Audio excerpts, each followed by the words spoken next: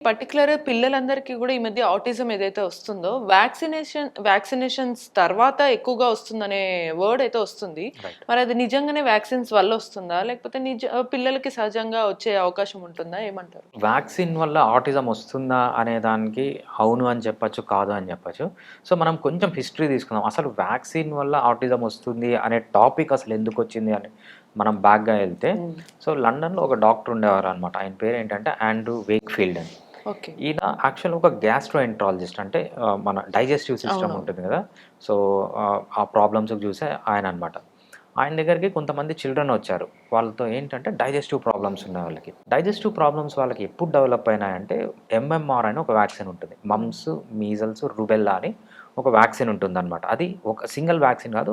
3 diseases కలిపి ఒక vaccine ఇస్తారనమాట. హ్మ్. ఎంఎంఆర్ అంటారనమాట. చిన్నప్పుడు యేసుకుంటూ ఉంటారు.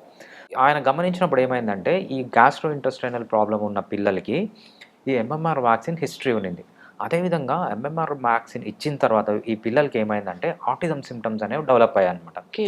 అది చూసిన ఆయన ఆల్మోస్ట్ ఒక 100 కిడ్స్‌ని ఎగ్జామిన్ చేశారన్నమాట. ఆయన పెద్ద డాక్టర్ లండన్‌లో.